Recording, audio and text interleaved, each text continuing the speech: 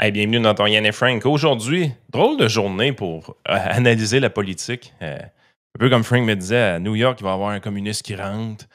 Ensuite, t'as le budget qui va être annoncé aujourd'hui au niveau fédéral. Tout ce qui se passe au niveau des médecins. Il y a des sujets en masse. Beaucoup de spéculation parce qu'on n'a pas beaucoup de faits réels. À la fin de la journée, ça va être le contraire. On va avoir plein de faits réels à commenter. Fait que le show de demain va être meilleur que celui d'aujourd'hui. Mais spéculer, ça reste le fun aussi. Bienvenue dans ton Yann et Frank.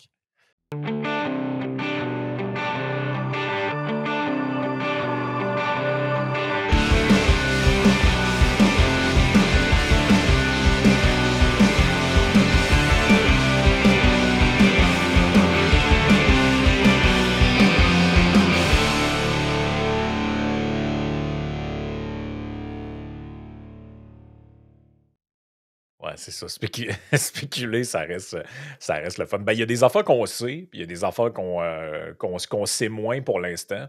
Mais écoute, avant de commencer, deux petites plugs pour des événements. Un qui est celui de cette semaine, fait que j'en parle Jeudi pour, 6 novembre. pour la dernière fois. Donc, conférence vers la fin du modèle québécois. Donc, je pense qu'il reste quelques billets de disponibles si vous voulez aller voir pour vous en procurer.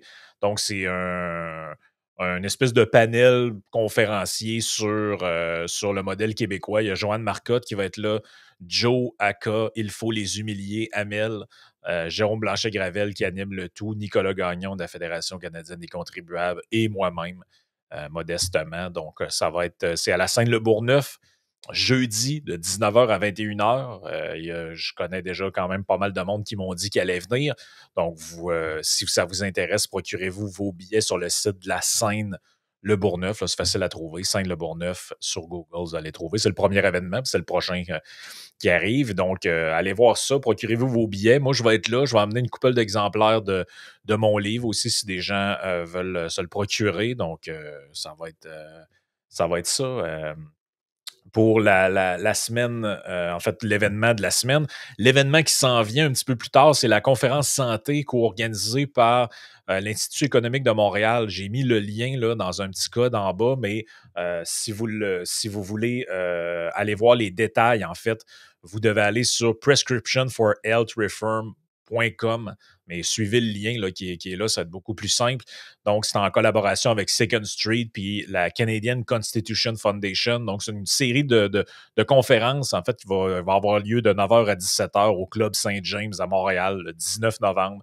Il y a Jacques Chaouli qui va être là, Karim El Ayoubi, Yannick Labrie, Emmanuel Faubert. Donc, tout du monde qui ont travaillé récemment ou de longue date sur les réformes en santé qu'on aurait besoin au Québec et au Canada.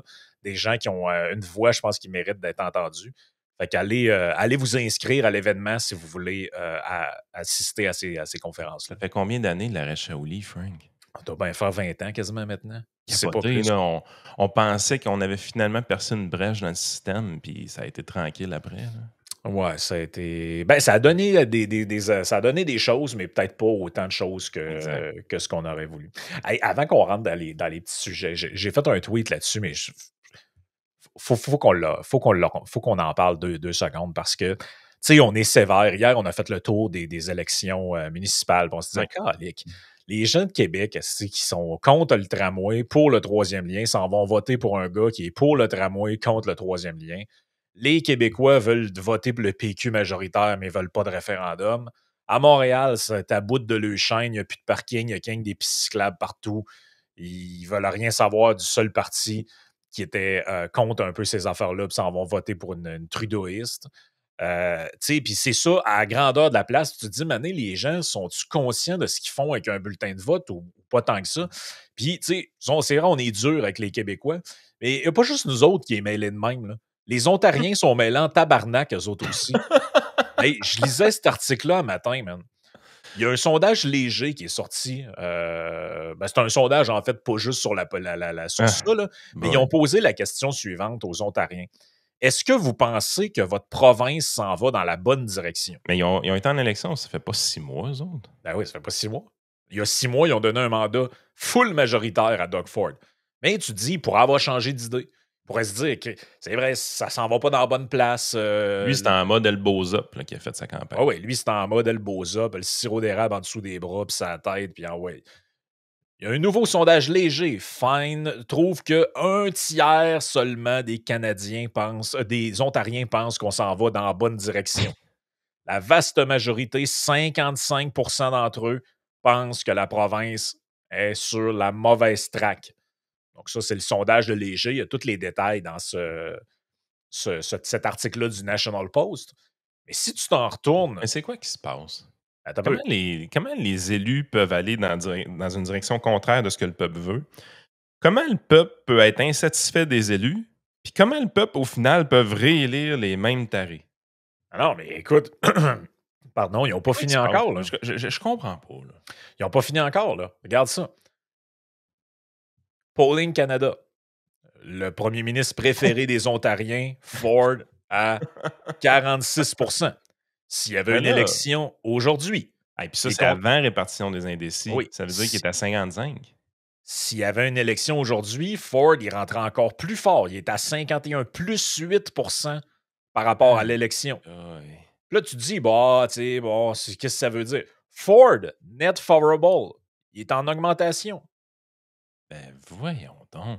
Fait que les Ontariens, ça, c'est la même chose que pour qui tu veux voter. Pour le PQ. Tu veux un référendum? Non. OK. Toi, tu veux voter pour qui? Ford. Si Ford, moi, Ford, il est bon. I want to vote for Ford. OK. Tu penses que ta province s'en va dans c'est sa bonne Ah, track, puis ça va ben, mieux? Ah non, c'est rendu de la merde ici. Ding dong! Fait que les amis, on n'est pas tout seul. C'est ce que je veux vous dire. On est crissement pas tout ben, seul dans nos niaiseries. c'est qu'en réalité, on vote pas pour des idées. On vote pas pour de la gauche puis de la droite. Dans le cas du Québec, on vote pas pour le fédéralisme ou le souverainisme. C'est un concours de personnalité. Ben oui, c'est un concours de. Ben oui. Puis, tu sais, les gens. J'irais-tu prendre une bière avec ou pas? Y a-tu l'air sympathique? Il me dit-tu que je fais de la bonne tarte aux pommes quand il rentre dans la maison? Y a-tu un beau CV? Y a-tu. Est-ce qu'il est, Viens-tu souvent à notre maison de personnes âgées? est-ce qu'il est arrogant? Ah, sérieux? Non, mais c'est pour ça, tu sais, il faut se rendre compte de ça un moment donné, parce que c'est toi qui me l'as dit, puis je pense que tu as absolument raison. On suranalyse la politique. Mais On étant nous et tout le monde. oh oui. Tout le monde pêche par ça. Puis Hey, hier, mais je là, l'ai. la position sur tel enjeu, ça va nuire. La position sur tel enjeu, ça va nuire. Hey! Hey! Hey! Hey! C'est pas de même ça marche. Mais pourtant, t'as du monde qui. Mmh. T'as des trucs qui swingent pas à peu près au Canada, pareil. Hier, c'est probablement personne ne va parler de ça aujourd'hui, mais je le mentionne parce que c'est spectaculaire ce qui est arrivé.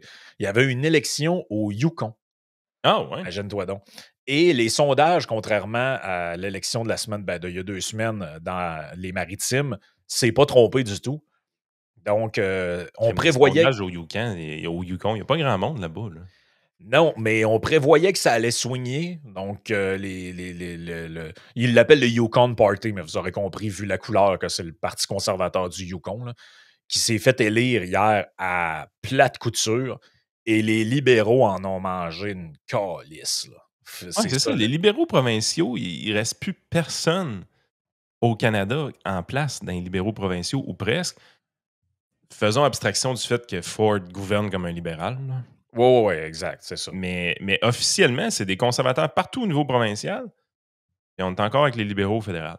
Non, non, c'est ça. Mais vous allez voir, j'ai mis les résultats quelque part ici. Je les ai-tu mis? Ça se peut que je les ai pas mis. Je pensais les avoir mis.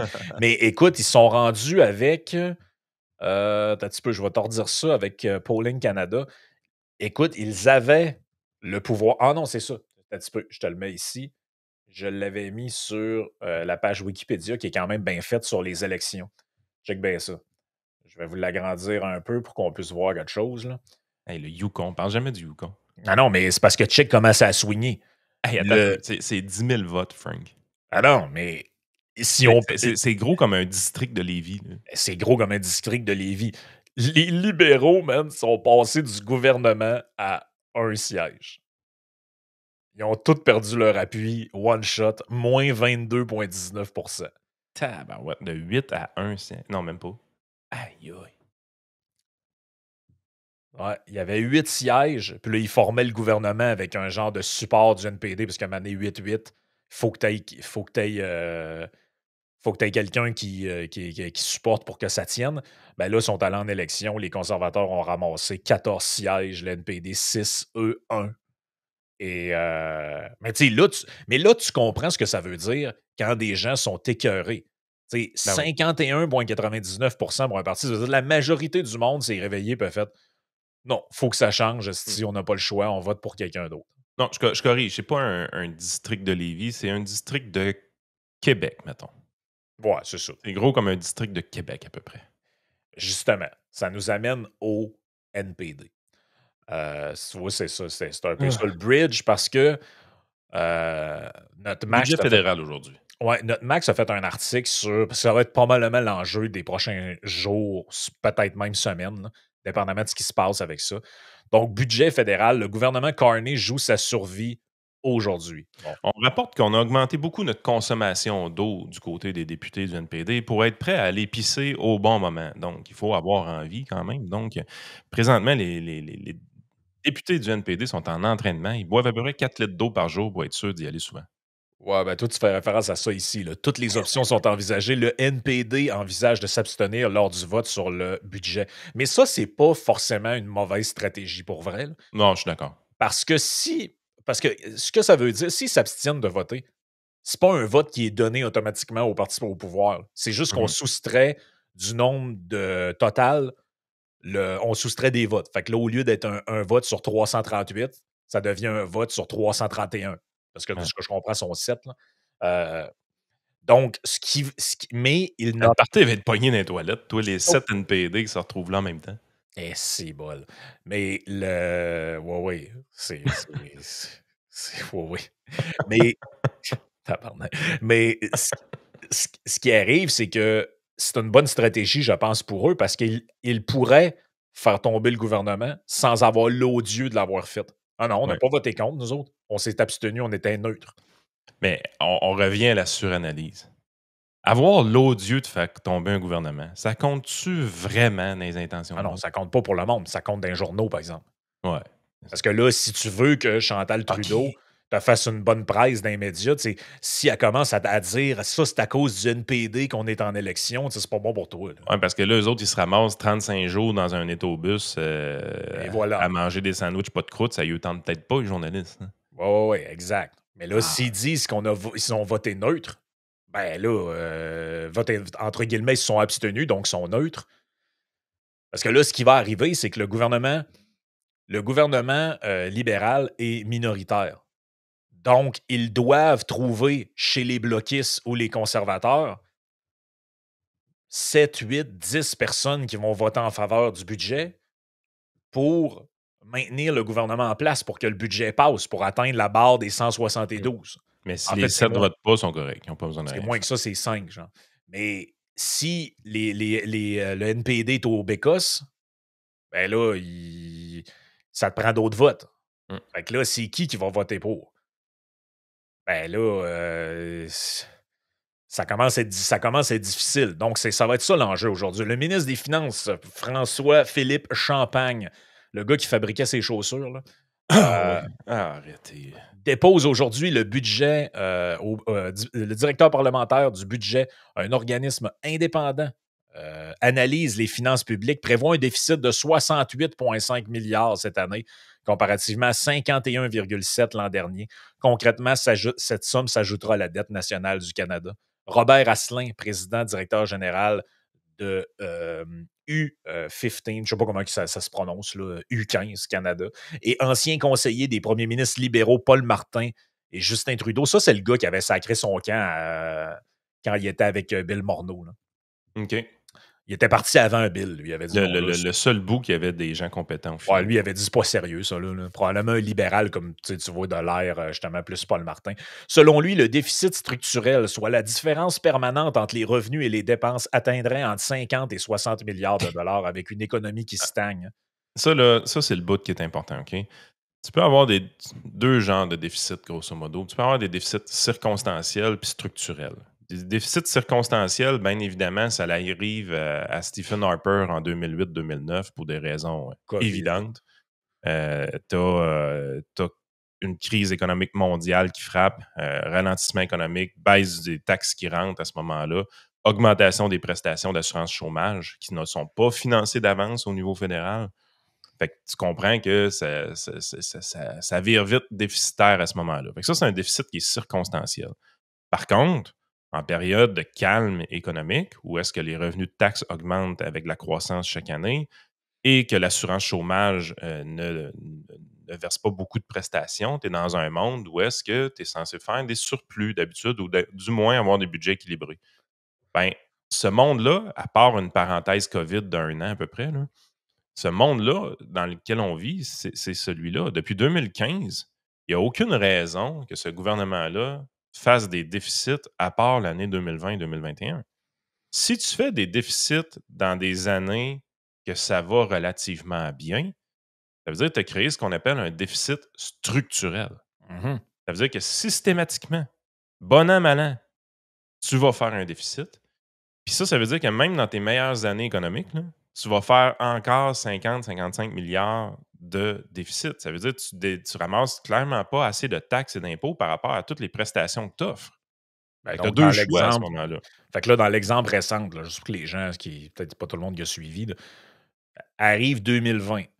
On ferme la switch de l'économie mondiale, on donne la PCU à plein de monde, on envoie des programmes pour payer la masse salariale, 75 de la masse salariale des entreprises.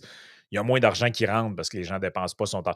Je pense que tout le monde a compris que c'était Circonstanciel. acceptable qu'il y ait un déficit circonstanciel 2020-2021. Mais là, rendu en 2023, si tu es encore plus dans le trou qu'en 2020, il y a un problème. Ouais, puis en 2015, quand Stephen Harper perd le pouvoir au Canada, il a légué à Justin Trudeau un budget équilibré.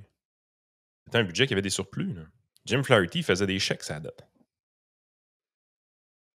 Trudeau a volontairement retourné en déficit. Puis Ah, il n'a pas arrêté d'agrandir les déficits. Puis après le move COVID, tu sais, moi, des déficits de 50 milliards, on n'avait jamais vu ça au Canada, là. Ça n'existait pas, là. non, non. Puis Là, là, d'un coup qu'on a défoncé le déficit en 2020 avec 300 milliards, genre, c'était comme débile. Là, quand on recommence, là, les 50 milliards à tout bout de champ, il n'y a plus de problème. Cette année, là, ça va peut-être être 90, 100 là, à la fin de l'année. Parce qu'au début, il avait annoncé 60. On sait que ça finira pas à 60. ben, c'est parce que là, c'est ça. Là, préparez-vous psychologiquement parce qu'il y a une grande opération. Là, en fait, Carney se prend pour Mesmer. OK? Oh, oui. Et ça va marcher avec les médias. On ne va pas vous le dire tout de suite. Là. Carney, il a un pendule. Là. Il a mis ça en avant des yeux des journalistes, puis il a fait trois choses. Les paupières sont lourdes, de plus en plus lourdes, et l'investissement, elle dépense, c'est pas la même chose. OK? Et ça, ce que ça veut dire, c'est ce qui. Ben oui, parce que le ministre Champagne promet des investissements générationnels comparables à ceux de l'après-guerre de 1945 dans le logement, Tabarnak. les infrastructures et l'énergie. Le premier ministre a prévenu que la situation exigera certains sacrifices et affirme vouloir réduire les dépenses inefficaces pour investir dans les secteurs productifs. Ça, ce que ça veut dire, là, en bon français, moi, c'est ce que je comprends. On va avoir des confirmations lors du dépôt, puis peut-être qu'au moment où ça sort, pour les gens, il y aura plus de détails. Nous autres, on enregistre, il est 8h45 le matin là, en ce moment.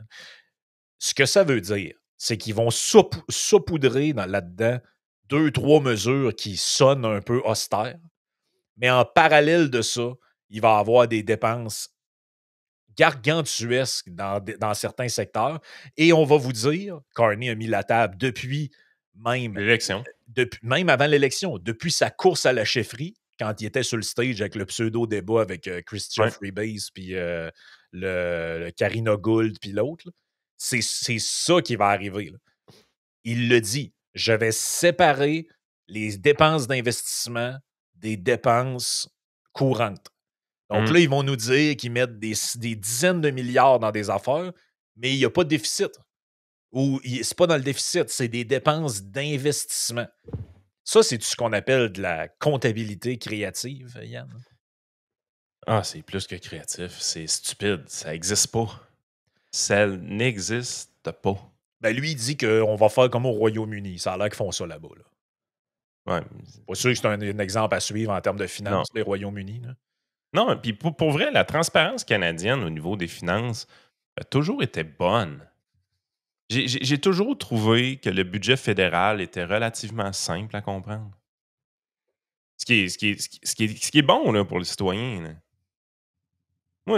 Moi, j'aimais le temps où est-ce que Jim Flaherty faisait un chèque à la fin de l'année puis il payait la dette avec ça. Christy que j'aimais ce temps-là. On est-tu loin de ça? Puis là, on jouit d'une cote de crédit qui est encore correcte, avec des taux d'intérêt qui sont encore corrects. Puis c'est ça qui nous permet d'agir en innocent comme ça. Mais je veux dire, nous autres, là, dans l'entreprise privée, là, les gens là, qui sont dans l'entreprise privée présentement, ils voient le gouvernement aller. Tu dis, mes taxes puis mes impôts, ils augmentent pas si pire, c'est vrai, mais il y a un ralentissement économique, puis ça, c'est pas le fun. Mais tu te dis, Criff, ils dépensent tellement en innocent, on le sait qu'on va se faire taxer plus éventuellement dans une couple d'années. Exact. Tu sais, si t'étais à quasiment 50-60 milliards de déficit présentement, mais il y a une récession, là, ça va arriver à quoi? 200 milliards? Puis vous pensez que ça va continuer de fonctionner? Voyons, voir. Donc là, il leur manque 3 sièges pour obtenir une majorité. Je disais 5 tantôt, c'est 3. Pour faire adopter ce budget qui constitue un vote de confiance. Parce que ça, c'est un mécanisme qui est Ouais. bien dans la politique canadienne. C'est que si tu es minoritaire, un budget, c'est un vote de confiance. Si le budget passe pas, le gouvernement tombe. Donc, ils doivent obtenir plus de votes pour que de votes contre. Ça nécessite soit l'appui direct d'au moins, en fait, là, il y a une petite erreur de compte là-dedans, là, mais ils doivent avoir l'appui des députés qui manquent. Le Bloc québécois a clairement fait savoir qu'il votera probablement contre le budget. Le NPD pourrait jouer un rôle dans la survie du gouvernement. Don Davis, chef intérimaire du parti depuis la défaite, confirme que son parti pourrait recourir à l'abstention.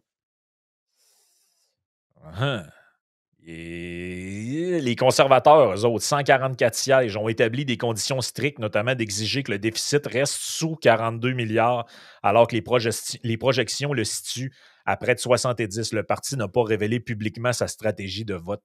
Il y a été un temps, là, que quelqu'un aurait dit ça. Là. Là, si tu fais juste 42 milliards de déficit, là, je vais peut-être considérer voter pour le budget. Ça aurait été considéré extrêmement gauchiste au Canada il y a un temps. Là. Ben ouais, sauf que toutes les parties dans ces affaires-là ont un peu des catch-22 parce qu'ils sont pris avec leur propre position.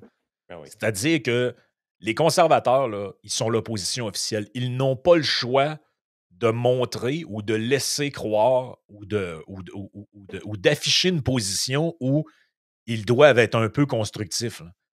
Donc, ils ne peuvent pas avoir comme position dire nous autres, c'est budget balancé, sinon on vote contre dans l'état actuel des choses. Ils doivent dire, regarde, il faut que le gouvernement fasse un effort sérieux. Merci. Excuse-moi, je voulais le mettre sur pause en décollant, puis il est parti de ça. Mais je préparais ça parce que c'est nécessaire aujourd'hui. Ben, c'est ça, mais ils doivent montrer que si le gouvernement s'engage sérieusement à réduire les dépenses et limiter le déficit, ils vont voter pour, en disant le prochain est mieux d'être sur la même track, sinon on vote contre. S'ils vont avec une position trop dogmatique, les gens vont dire bah c'est ça. Ils voulaient juste faire tomber le gouvernement parce qu'ils veulent retourner en élection puis ils veulent se faire élire. Puis là, ça peut se retourner contre eux autres un peu, aussi pour les mêmes raisons que je disais au départ. Donc, c'est comme un peu obligé tu sais, mais en fait, toutes les parties sont un peu, comme je disais, d'un catch-22 parce que le Bloc québécois, au Québec, les péquistes disent hey, le fédéral nous met dans la marde, ils dépensent comme des innocents. Puis au fédéral, sur la scène fédérale, qu'est-ce que fait le Bloc? Il demande au gouvernement de dépenser plus. Ah oui. Écoute, on avait eu la chance.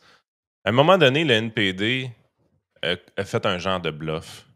Ils ont dit nous autres, on retire notre appui au gouvernement. Fait que là, le Bloc était vraiment dans une position qui pouvait le faire tomber du jour au lendemain. Fait que là, Yves-François Blanchette, il regardait la place en dessous du pupitre, puis il dit est-ce que je m'installe, est-ce que je m'installe pas? Puis là, il a pensé, puis qu'est-ce que tu me donnes pour que je m'installe? Puis finalement, ça a fini qu'il n'y a rien eu de ce qu'il voulait. Là. Il a fini qu'il n'y a rien eu de ce qu'il voulait. Puis il l'a quand même maintenu au pouvoir. Tu sais. Fait que, maintenant, t'es là, tu dis ce n'est que des considérations partisanes qui sont prises en compte, c'est assez fou. Frank, faut être nostalgique un peu ce matin. On revient à la campagne électorale précédente Justin Trudeau avec Stephen Harper. Trudeau, dans son budget, dans son cadre financier, dit qu'on va faire des petits déficits dans le futur. Il parlait de déficit de moins de 10 milliards. Ça, c'était pour mettre toutes sortes de choses en place avec ces nouveaux programmes qu'il voulait implanter. Cette vidéo-là fait partie de mes top vidéos, personnellement. Justin Trudeau says he doesn't have to explain how he will pay for his promises. Once again, tens of billions of dollars of new spending because, as he famously announced, the budget will balance itself. Do budgets balance themselves in Hamilton region here? Well, actually, friends, let's be fair. Justin is now changing his tune. He now says today he will run a deficit, a modest deficit. I guess it turns out the budget doesn't balance itself after all. But he'll run he says, a modest deficit, a tiny deficit, so small you can hardly see the deficit. That's what he says. A modest deficit, and only for 3 years. Only for 3 deficits. Three modest little deficits. And maybe $10 billion each. Modest $10 billion deficits to start with. Friends, we've gone through this before. Look at the mess in Ontario with the modest deficits of a Liberal government. C'est incroyable, pareil. Il y avait tout. Cette semaine, on fait des budgets de 60, 70, 100 milliards de déficit maintenant. Non, c'est incroyable. Il y avait exactement tout prévu. Puis c'est drôle parce que notre ami Simon Leduc fait un petit entretien avec Gabriel Giguère de l'Institut économique sur le bilan économique de Harper. Ça fait un bon bridge pour ceux qui veulent aller lire l'article pour vrai. Là. Ça revient justement un peu sur toutes ces affaires-là, la crise économique de 2008, l'impact sur les finances publiques. Regarde, reviens en haut justement. On a le chiffre. 2009-2010, 56 milliards de dollars de déficit. En pleine crise économique mondiale. Tu as la crise de 1929, puis après ça, tu as celle de 2008. Oui, il y a des banques qui font faillite aux États-Unis. Là. Pensez-y, là. Taux de chômage over 10%. Là. C'est comme... C'était un vrai shit show. Là. C'était un vrai shit show 2008-2009. On était dans la merde pour de vrai. Quand on était dans la merde pour de vrai, 56 milliards de déficit. Quand c'est malade. Ça a été résorbé après, puis on a recommencé à faire des surplus. Là. Non, c'est carrément malade. Là. Pour vrai, là, ça a dépassé toute commune mesure. C'est qu'ils sont complètement hors de contrôle. Là. Écoute, juste avant de continuer, merci à Range Brand pour le support du podcast. On est très content de les avoir comme amis et partenaires. Utilisez votre Yann 10 pour avoir le 10% de rabais sur les vêtements. Nos amis de TLF Dessin pour le dessin industriel, les plans 3D. Allez voir leur site web, voir les offres qu'ils ont dans le domaine de la construction. Ready for Canada pour toutes les demandes en matière d'immigration. Vous avez rencontré une fille en voyage, vous voulez la faire venir ici pour la marier et y faire 14 enfants. Ben, c'est appelez Steven. Il va vous expliquer comment faire. Pas pour les enfants, mais pour la faire venir. Ben, peut-être aussi, je ne le sais pas. D'après moi, je pense pas que Steven fasse ça. Non, c'est pas. En tout cas, vous vous organiserez avec. La gang, la North American Immigration Agency, vous avez fait venir la personne, les 14 enfants sont faits, mais là, vous voulez aller aux États-Unis pour ouvrir une business. Vous avez besoin des papiers, des autorisations. Malheureux. On aimerait ça que ce soit un vrai espace de libre-échange. Non, j'en ai peur. Je traverse la frontière qui n'existe pas, puis je m'en vais l'autre bord, j'ouvre un café, puis la vie est belle. Non, c'est pas de même que ça marche. Il faut que tu aies des papiers, il faut que tu saches comment faire. La gang de Naya peuvent vous aider, donc contactez-les. Ils vont vous expliquer les démarches à suivre puis voir si c'est faisable votre affaire ou pas. Écoute, la connexion à New York, c'est à soir, ça, Mme Dabi, je sais jamais comment. Oui, Mme Dani, Zoran, Mme Dani. C'est aujourd'hui, en fait. Là, les bureaux de vote sont ouverts. Donc, c'est ça. Est-ce que... C'est ça, c'est dans le fond, est-ce que New York va devenir une ville canadienne? C'est ça qu'on cherche à savoir. C'est ça qu'on cherche à savoir. Il y a le gars, je sais pas, il a de l'air à penser que Montréal est un modèle. Donc, c'est ça. C'est ça qu'on va savoir. Puis, c'est drôle parce qu'hier, il y a eu ça, j'ai jamais vu ça de ma vie, pour vrai. Donald Trump a fait un message hier sur les réseaux sociaux dans lequel il invite les gens à ne pas voter pour le candidat républicain. J'ai jamais vu ça de ma vie. Ah ouais? Ouais, il a Vote fait un- stratégique calé par le président des il États-Unis. a callé, il a dit aux gens, si vous êtes un républicain, vous êtes à New York, vous devez voter pour Cuomo, qui est un Aïe, démocrate. aïe. Hein. Aïe, Il aïe. a dit Cuomo va être capable de faire une bonne job, l'autre en est incapable. Aïe, Il a un aïe. peu C'est raison, là. spectaculaire, là. C'est un peu raison, si tu veux mon avis. L'autre, c'est vraiment sauté sur le crâne. Pour vrai, là, c'est pas Ah, un. je sais. Tu sais, on l'avait. Non, mais je le dis parce que les gens ont peut-être manqué l'épisode qu'on avait fait sur lui. On avait regardé son programme. C'est farfelu, là. Nationaliser des épiceries, Ah, c'est cubain, son affaire, là. C'est les logements nationalisés, les épiceries. C'est du communisme municipal là, qu'il veut faire, le gars, là. Pour vrai, là. C'est vraiment fucké. Tu vas voir le problème. Charger des taxes différentes si ton secteur est blanc. Man, ça, c'est malade. Si tu vis ouais. dans un secteur où il y a des Du blancs, racisme fiscal. ouais, Ça. du racisme fiscal inversé, genre. Ouais, c'est malade, là. C'est carrément malade. Le gars est viré sur le top complètement, mais très bon sur les réseaux sociaux. Puis, sais-tu quoi? Les New-Yorkais aussi sont dangereux qu'un bulletin de vote dans les mains. C'est là qu'on est aujourd'hui. C'est dans la TikTok. Ouais, il a l'air bon sur les réseaux sociaux, puis il est jeune, puis il est dynamique. OK, parfait. Ouais, mais ses idées, as-tu lu son programme? Je sais pas, je m'en fous. L'air sympathique. Il a l'air sympathique. C'est là qu'on est. Écoute, on va passer dans la partie Patreon. Ben, en fait, ouais, juste rapidement, clore sur le budget très rapidement avant d'aller sur Patreon. Je pense que c'est un bon article quand même là, du National Post. Des dépenses importantes aux réductions d'effectifs fédéraux, 7 points à surveiller dans le budget Carney. Donc, on dit que, évidemment, les détails restent inconnus, mais dans les choses qui doivent être surveillées. Alors que le Canada fait face à ce que Carney décrit comme le monde le plus hostile et divisé, il est temps, a déclaré le premier ministre, de prendre des mesures audacieuses, d'adopter une nouvelle orientation et une voie économique radicalement différente. Ça fait peur, ce genre de phrase-là. Colin, man. C'est des trucs de même, j'ai peur. On ignore encore la stratégie complète de Carney pour y parvenir. Cependant, les Canadiens peuvent trouver des indices importants dans le budget de mardi, qualifiés par certains de générationnels, un peu ce qu'on a dit avant. Quand ils sortent avant pour dire vous aurez jamais vu quelque chose de même, ça va être. Ouais, ça, je suis pas content. Là. Non, c'était peurant. Là. Le Canada accuse un retard en matière d'investissement des entreprises depuis des décennies, dont pour plusieurs raisons, baisse de la compétitivité, de la productivité, lenteur des processus d'approbation de projets, coût des intrants élevés, et ces derniers mois, interrogations sur l'accès au marché américain. Ce sont là des problèmes majeurs, difficiles à résoudre et peut-être plus difficiles à présenter de manière à séduire les électeurs. Mais il ne fait guère de doute que Carney s'investit pleinement pour tenter de résoudre ce qui constitue sans doute son principal casse-tête politique. L'élément central de notre stratégie budgétaire sera de catalyser des investissements sans précédent au Canada au cours des 5 prochaines années, a déclaré le premier ministre dans son discours précédant le dépôt du budget. Ce rôle de catalyseur est cependant plus facile à dire qu'à faire. Le Canada devra offrir aux investisseurs les conditions d'un bon retour sur investissement, que ce soit pour une nouvelle mine, une usine de fabrication ou une entreprise existante. Ça Moi, pour parler à bien des entrepreneurs, j'ai pas souvent l'impression que les entrepreneurs recherchent que le gouvernement soit un catalyseur. Généralement, les entrepreneurs ils préféraient que tu te tasses du chemin. Ouais, il veut pas que tu catalyses, il veut que tu décalisses.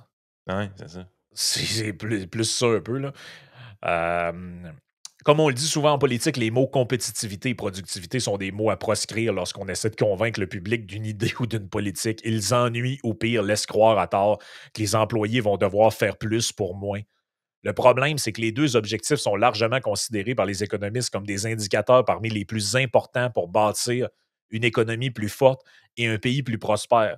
Si un pays comme le Canada est plus compétitif, les exportateurs vendront davantage, créeront plus d'emplois, paieront plus d'impôts et auront plus de marge de manœuvre pour augmenter les salaires. Le prix de leurs biens et de leurs services sera également plus avantageux pour les Canadiens. La productivité signifie que les fournisseurs ont trouvé le moyen de produire plus avec moins de ressources, ce qui les rend plus compétitifs et plus rentables. L'économie canadienne a clairement besoin d'aide. Statistique Canada a annoncé vendredi une croissance annualisée totale de 0,4 % au troisième trimestre. Tranquille, hein?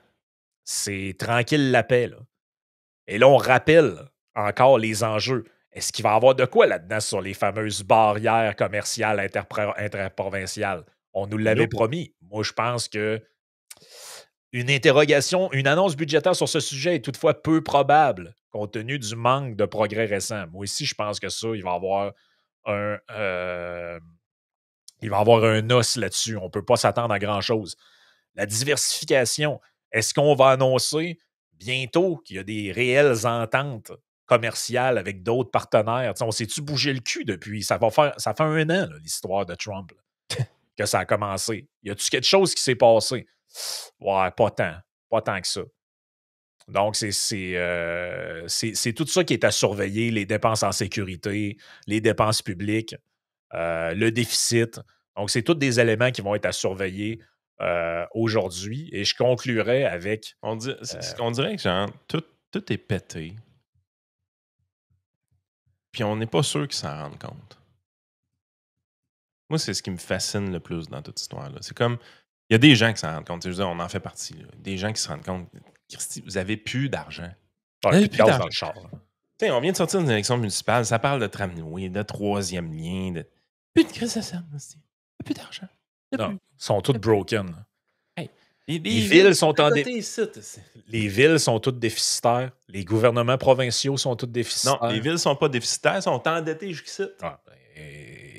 Officiellement, ils ne font pas de déficit. Oui. Mais 20% de leur budget partent en intérêt à la dette. 20%, c'est-tu? Oui, mais c'est ça. Mais c'est là qu'on est. Là. Les villes sont dans le trou. Les gouvernements provinciaux sont dans le trou. Le fédéral est dans le trou. Mais somehow, on va se permettre des investissements générationnels. Vous êtes fous, câlisse! Tu sais, je veux dire, si tu pouvais... Si des pays pouvaient se rendre riches en prenant l'imprimante, en imprimant de l'argent et en garochant ça partout, je pense qu'on le saurait. Là. Ouais, mais là, il dit, ouais, mais là, Carney, il est fiable. Il a pris François-Philippe Champagne, il l'a mis aux finances du pays. Ça, c'est le gars qui a fait un asti de gros chèque à Nordvolt. Oui. Il ne pas me dire que ça va bien aller, là. Ah, mais attends un peu, il n'y a pas juste lui. On va conclure avec ça et on s'en va sur Patreon, sur ces mots d'une autre personne qui a été mutée à des dossiers économiques, elle est à l'international. Maintenant. Oh, Mélanie, là. Oui. Écoute, on a quand même affaire à une ministre de haute pointure là, qui nous explique qu'est-ce que sera le budget. C'est pour ça que je dis, on ne sait pas tout, mais il y a des indices. Il y a des indices. Budget will be about protecting jobs, making sure that we protect our communities. This budget will be about building Canada and creating new jobs across the country like we've never seen before. And this budget will be about empowering Canadians, making sure that they have trust and confidence in their future and in the prosperity of this country. And that's why the Conservatives should vote for it. Speaker, we know there are trade tensions right now. We know that some tariff industries are particularly affected, and it will be my pleasure to work with my colleague to make sure that we're able to bring support to his community, particularly OSAG and OSAG workers. That being said, this budget will be doing just that, making sure that we protect jobs, making sure that we build the country, and making sure also that we empower Canadians. Looking forward to his support. This budget will be about... Donc, vous avez compris, là, le devil is in the detail, comme on dit. Build back better. C'est pas compliqué. Ce qu'elle vient de vous dire, c'est que ce budget-là, on utilise le prétexte des tarifs pour subventionner plein d'industries. C'est carrément ça. C'est ça qu'elle vient de dire. Si vous savez le conseil lire... d'administration de Brookfield doit être de bonne humeur aujourd'hui. Ah oui, eux autres sont tous de bonne humeur. Joignez-vous à nous, on s'en va sur Patreon. On n'a pas eu le temps encore de parler de Lionel Calment et des médecins. On va en parler dans quelques instants. Le shit show se poursuit à la CAQ. Le château de cartes continue de s'effondrer, les amis.